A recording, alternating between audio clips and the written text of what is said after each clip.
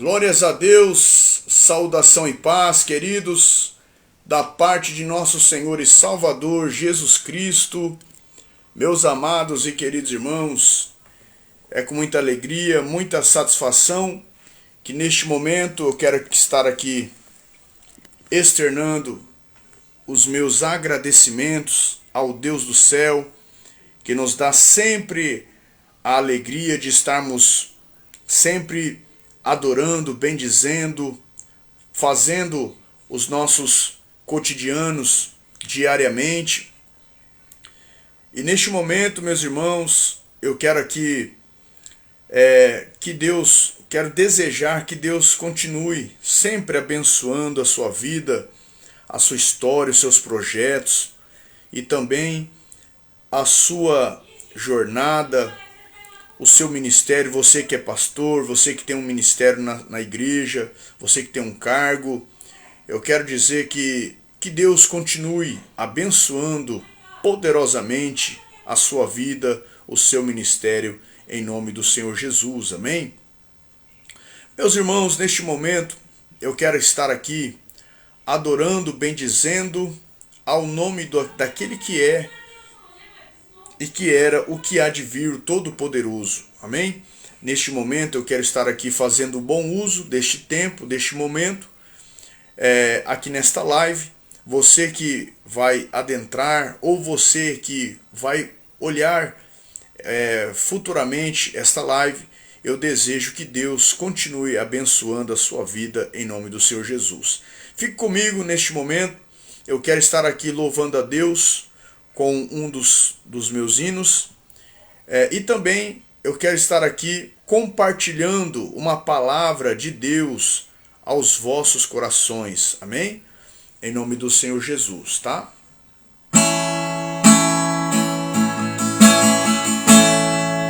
Abriu mão da tua glória, semelhante a um homem, se esvaziou e servo tornou, e a si mesmo se humilhou, como filho obedeceu até a morte de cruz. Mas o grande Deus, nosso Pai, o exaltou e lhe deu um nome que é sobre todo nome, nos céus e na terra e debaixo da terra. Ao nome de Jesus, todo joelho se dobrará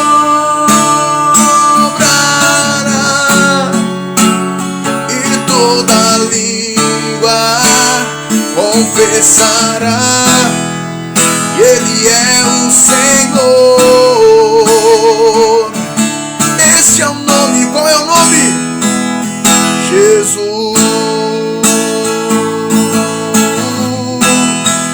Nome sobre todo nome, nome sobre todo nome.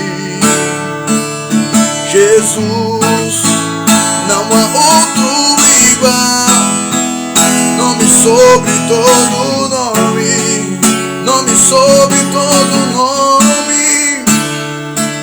Seu nome é maravilhoso, conselheiro, Deus forte, Pai da eternidade, Príncipe da paz. Seu nome é maravilhoso, conselheiro, Deus forte, Pai da eternidade, Príncipe da paz. Seu nome é maravilhoso, conselheiro, Deus forte, Pai da eternidade, Príncipe da paz. Seu nome é maravilhoso, conselheiro, Deus forte, Pai da eternidade, Príncipe da paz.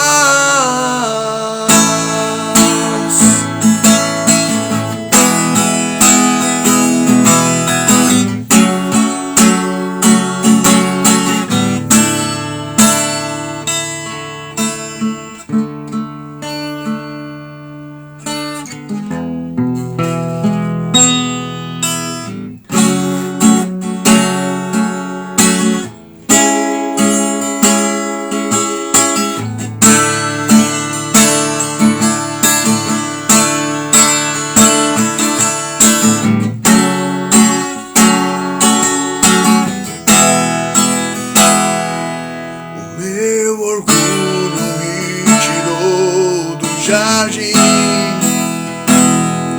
tua humildade colocou jardim em mim.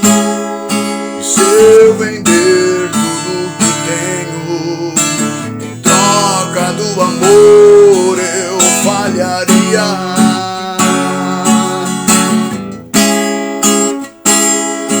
Pois o amor não se compra, o amor se ganha, de graça o recebe. Eu quero conhecer Jesus, eu quero conhecer Jesus, eu quero conhecer Jesus. Conhecer Jesus, meu amado é o mais belo entre milhares de milhares. Meu amado, o mais belo entre milhares de milhares.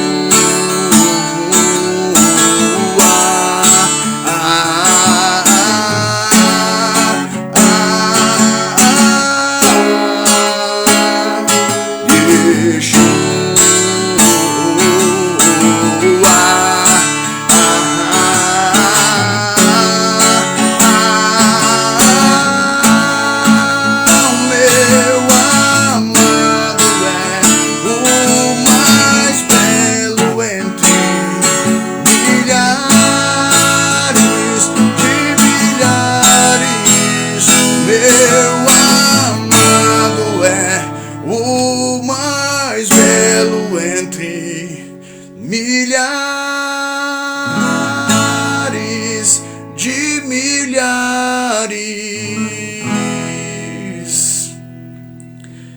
Glórias a Deus, meus amados e queridos irmãos. Eu quero aqui estar também deixando uma palavra de Deus aos vossos corações. Estou até aqui com uma Bíblia apologética.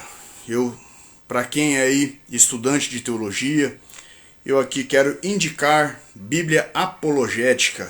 É uma ótima Bíblia para defender a sua fé, né? E vale a pena dizer que todo verdadeiro cristão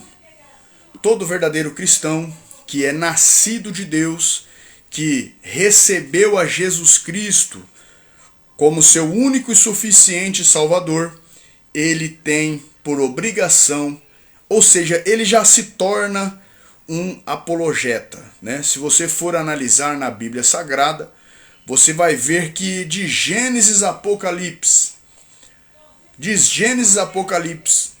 os verdadeiros filhos de Deus, os verdadeiros servos de Deus, eles sempre foram protestantes, eles sempre foram apologetas, pessoas que defendiam a sua fé, mas pagaram preço, né?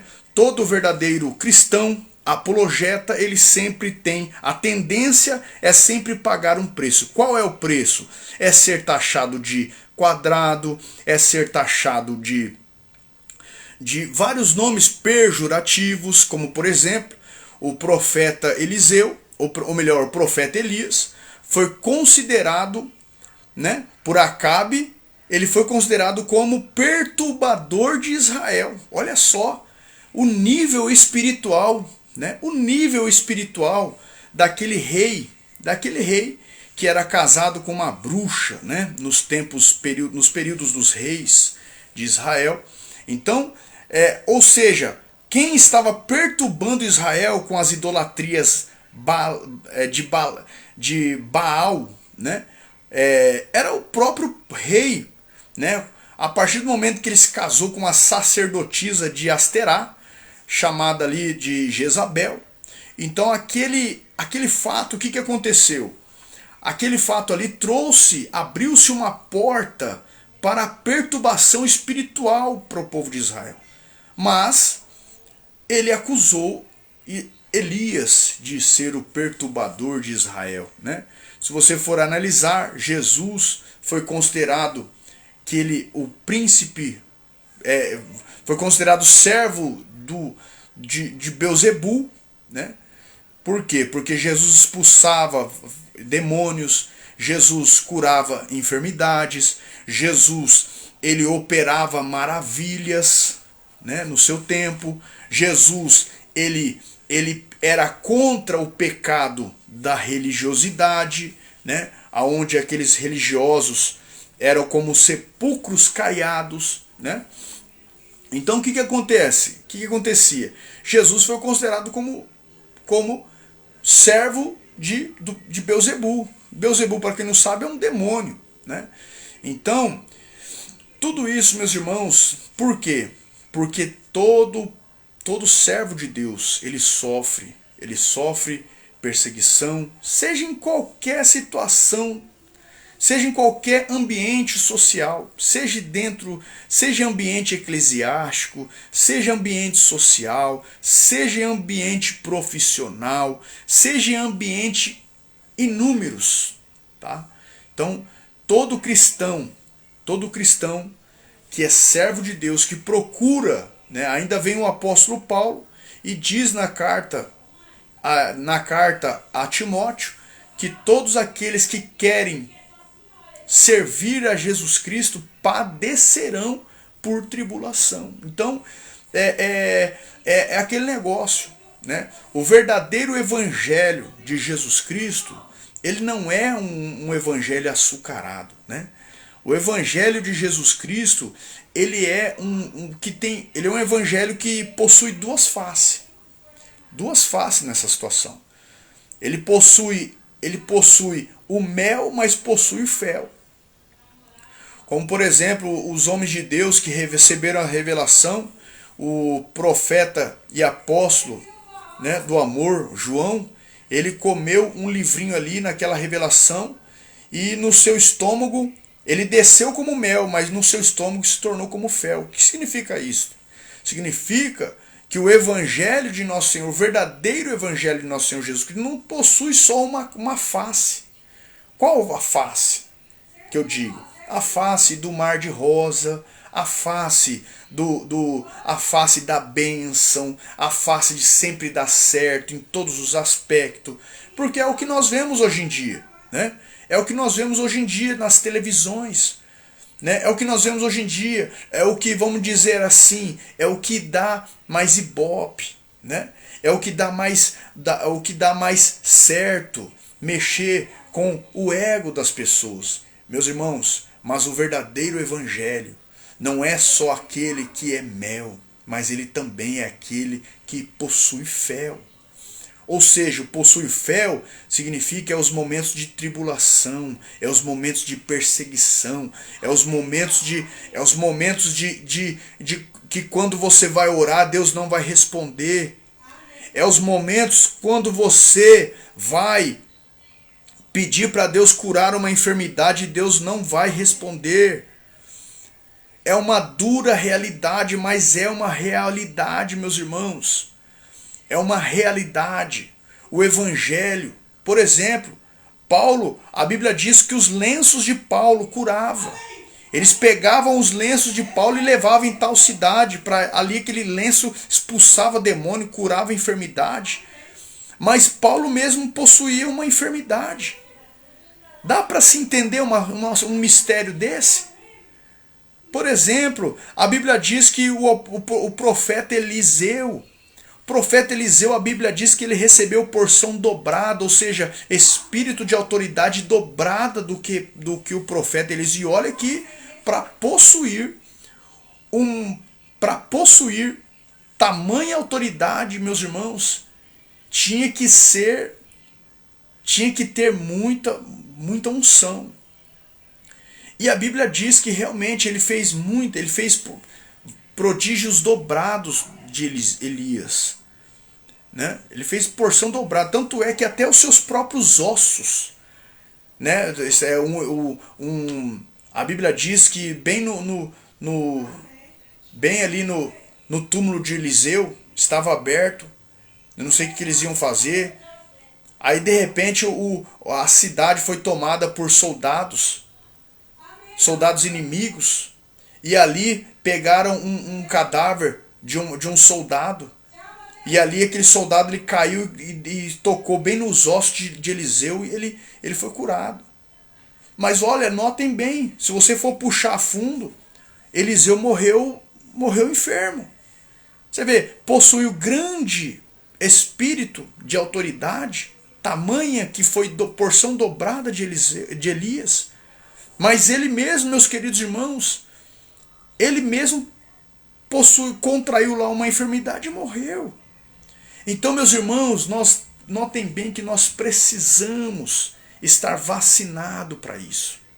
É por isso que tem muita gente que vem para o Evangelho, ele come ou bebe de muita teologia, que essa teologia mesmo não bate com a palavra de Deus, não bate com as Escrituras Sagradas. Então, nós que estamos dentro da igreja, que pregamos o Evangelho de nosso Senhor Jesus Cristo, nós temos que ter a responsabilidade de mostrar verdadeiramente como é a verdadeira face do Evangelho de Jesus Cristo. O Evangelho de Jesus Cristo é esse. É um evangelho que Jesus diz assim, lá em Mateus capítulo 11, versículo 28.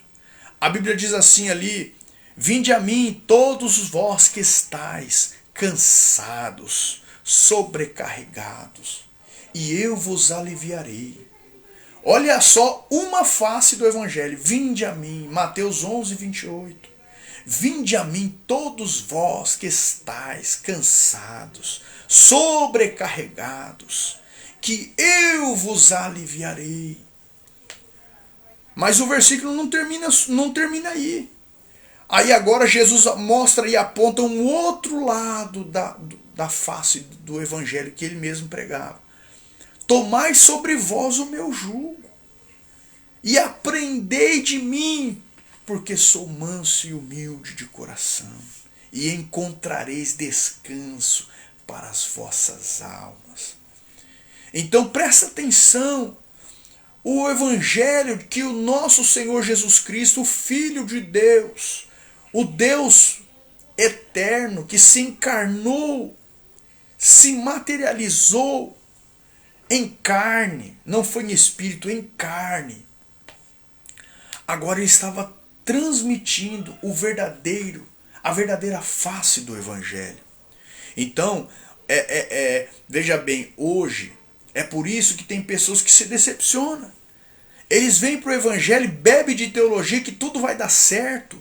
bebe de teologia que tudo vai dar certo, tudo vai poder, tudo que Deus abriu o mar vermelho e mar vermelho terá que ser aberto. Deus ele fez neguinho, Deus ele fez o Pedrão andar sobre o mar e hoje sobre o mar nós teremos que andar. E irmãos, temos que ser maduro, temos que atingir a maturidade espiritual, que é momento que você vai se afundar, há momento que você vai.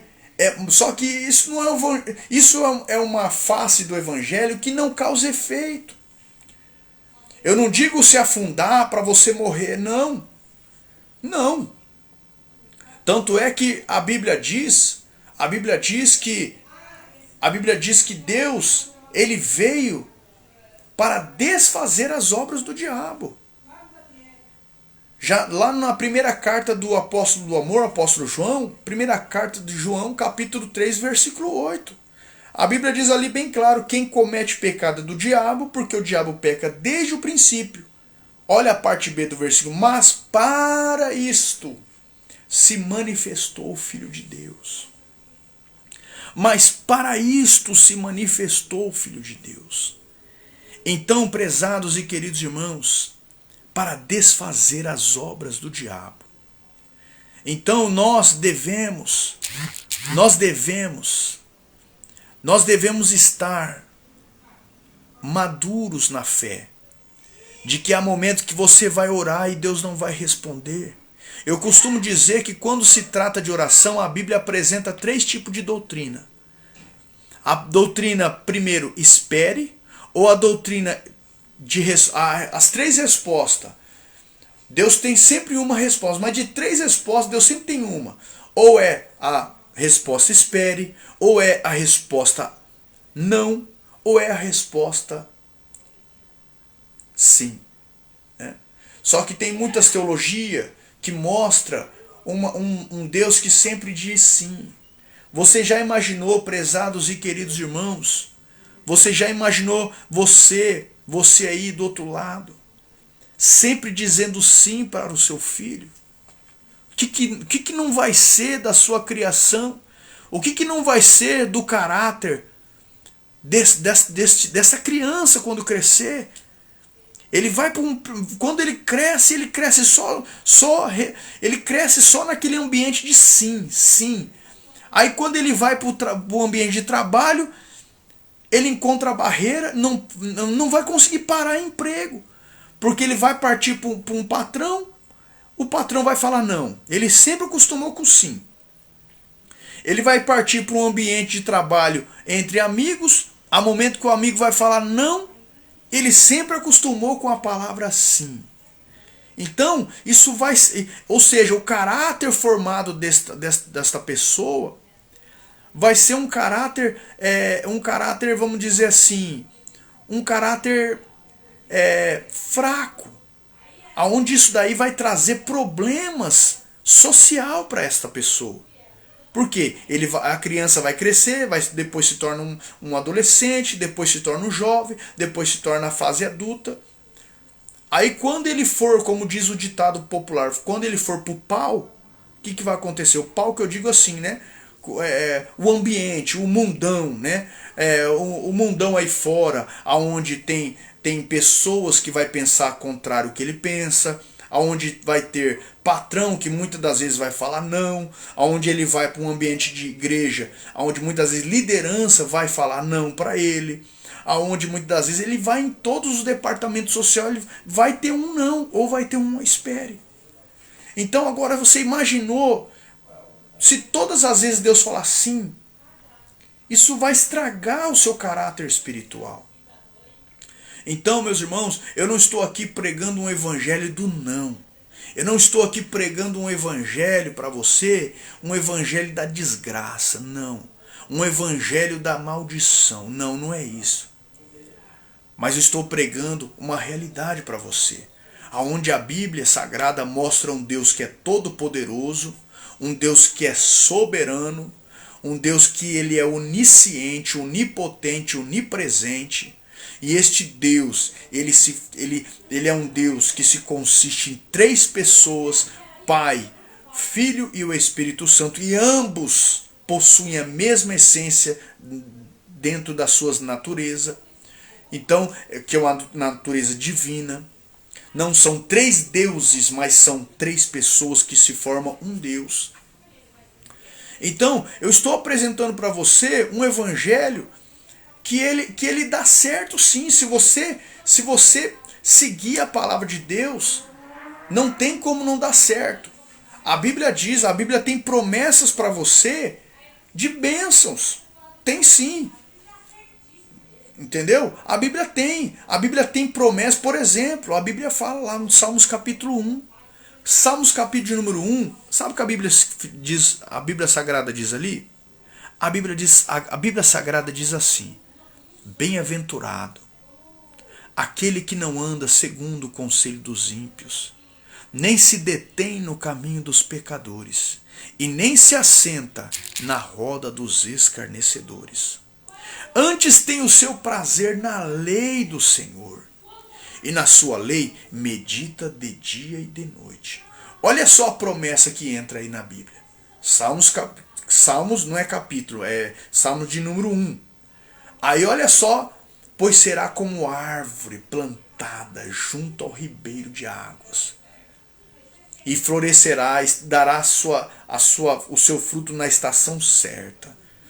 Tudo que fizer prosperará. Ou seja, a sua conexão, vamos dizer assim, a Bíblia te dá a promessa de você ser uma pessoa próspera na vida, mas desde que a sua vida venha estar em conexão com a palavra de Deus. É o que o Salmos de número 1 está dizendo. Se você pegar os seus projetos, o seu casamento, a sua paternidade, a sua vida espiritual, a sua vida financeira, a sua vida conjugal, a sua vida paternal, toda a sua vida, e você fazer assim, com a palavra de Deus, é isso que os Salmos de número 1 está dizendo. Você vai ser uma pessoa próspera sim, mas não que significa que dentro desta prosperidade, uma hora ou outra você não vai padecer. Você não vai padecer uma perseguição, você não vai padecer uma aflição, você pode não cair dentro de uma enfermidade, não. Entende? Tudo isso pode acontecer. Né? Então a Bíblia tem promessas de Deus sim para a sua vida. Promessa de bênção, promessa de prosperidade, promessa promessa financeira, promessa de você ser abençoado dentro do seu casamento, entendeu? Promessa de você ter grande prosperidade dentro da sua área paternal, sua área maternal, a sua área conjugal, a sua área profissional, a sua área ministerial. Então a Bíblia tem promessa para tudo isso. Mas não esqueçamos que a Bíblia também mostra um Deus que há momento que ele nos prova. Há momento que ele vai falar não. Há momentos que ele vai falar espere. Há momentos que você vai orar e Deus não vai responder. Mas mesmo assim, mesmo o silêncio de Deus, mesmo a resposta não de Deus, vamos dizer assim, o silêncio de Deus, ainda é pedagógico para a minha vida espiritual e para a tua vida. Então eu e você, nós precisamos ter essa consciência, maturidade espiritual. A Bíblia diz lá no livro de 2 Pedro, capítulo de número 5, versículo número 18. A Bíblia Sagrada diz ali assim: antes, porém, crescei na graça e no conhecimento de nosso Senhor Jesus Cristo. Então a Bíblia nos dá esse mandamento de nós crescermos a nossa vida espiritual. A Bíblia diz lá no livro de Osés, capítulo 6, versículo 3, corramos e prossigamos em conhecer mais ao Senhor. A Bíblia diz também lá no livro de Osés, o meu povo foi destruído por lhe faltar conhecimento. Então, eu deixo esta palavra para a meditação, para a reflexão de todos vocês, de todos nós. Isso aí para mim também, isso aí serve para mim, né? Eu sou contra pregador. Muitas vezes quando ele vai pregar, você pode ver, ele só tem uma mensagem assim, né? Ele só tem, é você, não. Não. Nós que pregamos a palavra de Deus temos que ter essa consciência de que a palavra de Deus, Hebreus 4:12, a palavra de Deus ela é viva, eficaz. Ela é viva. E quando a palavra de Deus diz que a palavra de Deus ela é viva, é porque ela traz resultado, ela faz surtir algum efeito. A palavra de Deus não é como uma palavra de jornal, de gibi que você lê. Não. A palavra de Deus ela é viva. Que se você colocar em conexão com a sua história, você vai progredir. Você vai se estabelecer na vida, você vai ter mudança de vida. Você vai ter mudança de história. Né? Eu, se for contar a minha vida, o meu particular, você não vai acreditar no que Deus fez na minha vida. Por quê? Porque a palavra de... Não é porque o William é bom, não. Muito pelo contrário. Muito pelo contrário. É porque o William não presta. É porque o William, que sou eu, se eu for depender de mim, das minhas vontades, se eu for depender do que passa nas vontades humanas, na minha natureza, eu deixo de ir da igreja, é por isso que eu preciso do evangelho. Isso me motiva a eu ir para o evangelho e eu mudar de vida, eu mudar de direção. E eu mudando de direção, a palavra de Deus ela vai florescendo, ela vai me guiando, ela vai me direcionando o caminho certo que eu devo tomar na vida, direcionando no caminho que eu devo fazer certo no meu trabalho, direcionando no caminho certo que eu devo praticar dentro da igreja, direcionando a minha vida, a minha história, que eu devo praticar, ser com os meus filhos, com a minha esposa, com o meu trabalho, com o meu próximo. Então é nisso que a gente começa a se progredir. Amém? Então eu deixo essa palavra de reflexão para você e para mim, porque a palavra de Deus ela diz que ela é como espada de dois gumes. Ela vai aí, ela corta aí, mas ela corta aqui também. Então a palavra de Deus, a Bíblia diz, Hebreus capítulo 4, versículo 12, porque a palavra de Deus é viva e eficaz, é mais penetrante, é mais cortante do que qualquer espada de dois gumes, e é apta para discernir as intenções do coração. Então, queridos, eu deixo essa palavra para você em nome do Senhor Jesus, amém? Neste momento, eu assim agradeço a sua atenção e peço ao Senhor que Ele venha trazer mudança de vida para as nossas vidas em nome do Senhor Jesus. Amém? Que Deus assim, em Cristo Jesus, vos abençoe e vos guarde para a glória do Senhor. Amém.